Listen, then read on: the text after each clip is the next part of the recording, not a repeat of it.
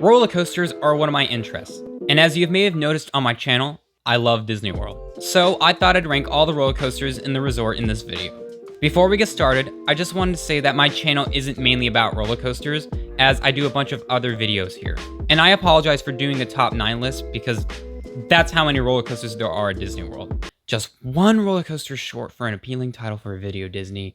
Real nice. Anyway, let's start the list.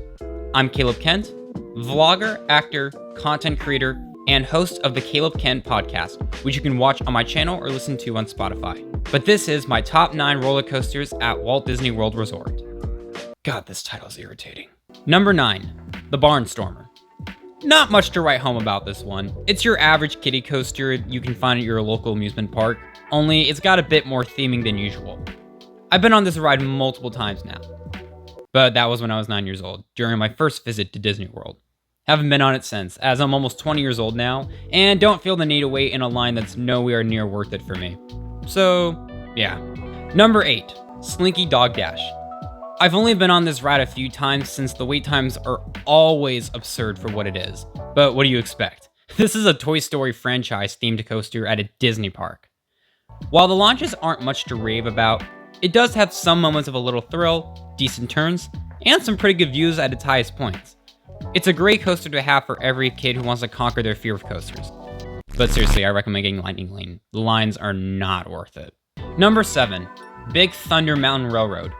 While it's not the most intense, it has amazing theming all around, as expected with all Disney parks. The architect with the mountain, caves, station, and queue is very detailed and immersive. It is quite rough, but it's not bad enough to where 99% of people avoid it, and I actually think it kind of adds to the theme. Plus, it's got a long ride duration and it's pleasing to watch off-ride, whether it's from the queue or from the midway. And wait times are often good for this, so you should be good to wait in the standby line if you have to. It ain't much in terms of thrill, but it's neat. Number 6, 7 Dwarfs Mine Train.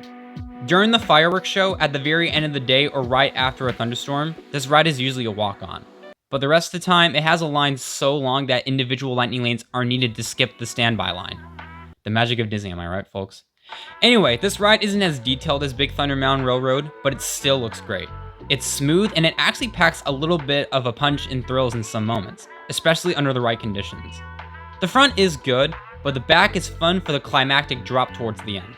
Speaking of which, watching the train go on that drop under the bridge is very scenic to watch from the midway. I think the reason this ride is so unique is because of the cars on the train that sway side to side. And the indoor portion of the ride is cute, I guess. It's a good Disney coaster in general, but you'll either want to book individual lightning lanes or get in line at a good time to experience this. Number 5, Space Mountain. It's not as good as the one in Disneyland, but it's still a good ride, in my opinion. Yeah, some people don't like this ride because it is quite jerky. Sometimes it's jerkier than usual, and sometimes it's not that bad. Unlike the one in Disneyland, there's no onboard audio or music, and it's just not as detailed. The station and the overall ride do not compare to the one across the country in Anaheim, California. But then again, this one was built first, so I guess I gotta give it a break? Nope.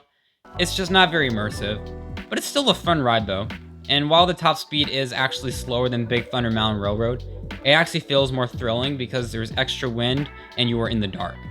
Wait times aren't that bad for this coaster most of the time, but I'd still plan ahead to experience this if you are limited in time. It's one of my personal favorite attractions at the resort, so it's pretty good. Number 4, Expedition Everest, Legend of the Forbidden Mountain. This ride almost always has a wait time that's doable, due to the fact that operations are fast and each train can fit up to 34 people. And other people are more interested with the rides in Pandora. It is a little jerky, but it's nothing compared to Space Mountain. The theming in the queue and mountain for this ride is outstanding in size and architecture. The waterfall fits beautifully. Observing the train on the lift hill or the climactic drop is picturesque, and the most intense portion of the ride is actually going backwards in the mountain, which happens in between the lift hill and the drop that you see from the midway. It's not the most intense, this is Disney after all, but it's got a good amount of thrill for a roller coaster. For those wondering, the front row is my personal favorite, but I'd recommend trying both the front and the back row to see for yourself. But overall, it's a great ride. Still waiting for Disney to bring back A-Mode though. Number 3, TRON Lightcycle Run. This is currently the newest ride added to Disney World, and I had the honor to ride it before it opened to the public during the previews. There's not much to the story other than racing in the world of Tron, but it's pretty immersive. And it feels amazing to feel the AC when you get inside the indoor portion of the queue and ride when it's Florida hot outside. The lockers aren't much of an inconvenience to me, but do be prepared to put your stuff away in them.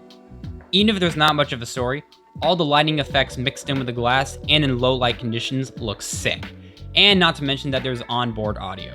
The launch is pretty intense for Disney, and it looks striking to watch off-ride.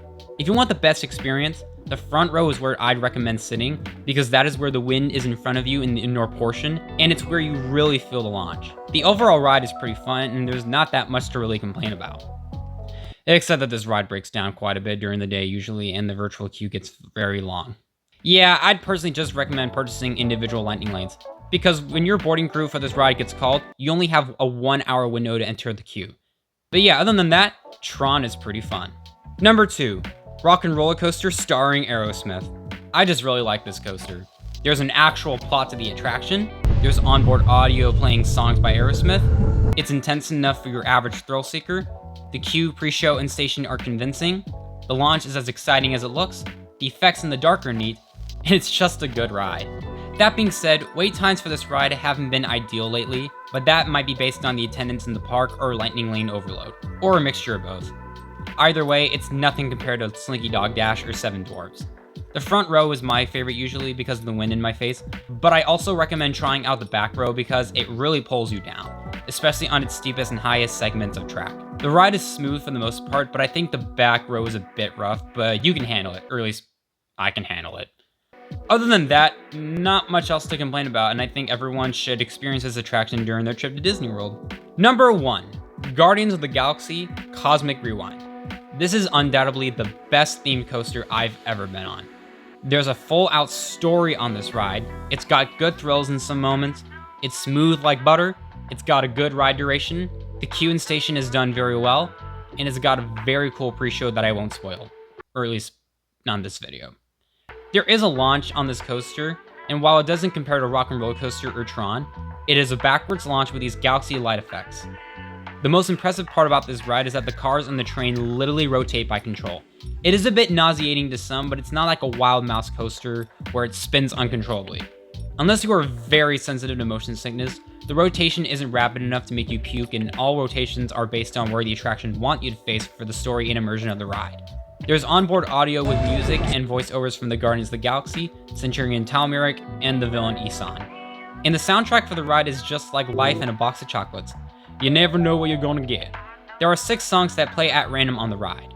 September, Everybody Wants to Rule the World, Conga, Disco Inferno, Iran, and One Way or Another.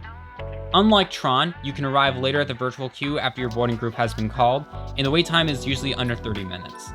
It's too bad that I can't record most of what happens on the ride with my GoPro, as most of what happens on the ride is too dark to display what's going on. Maybe one day I'll go on the ride and it will break down and I'll have my GoPro ready and they'll have to operate it with the lights on or some scenario like that. But either way, this is a ride that people just need to experience for themselves. Do not pass this up. To summarize it all here, there just needs to be one more coaster to make this list satisfying! All in all, Disney World is the place where experience and immersion comes to life most of the time. And it's nice to see that Disney made sure to incorporate roller coasters into their attraction lineup. If you'd like to, please let me know how you'd rank the coasters at Disney World in the comments section below. I'm Caleb Kent, and this has been my top 9 roller coasters at Walt Disney World Resort. Over and out, onto the outro. Hey, thank you so much for watching this video. If you want to go check out some other videos that I have made, you're just one click on the channel icon away from doing so. If you want to follow me on social media, I'm on Instagram, TikTok, and Snapchat, and they're listed right over. Be sure to like, subscribe, comment, and share if you wish to do so. And if you are or will be a returning viewer, I will see you in the next video. Have an amazing day.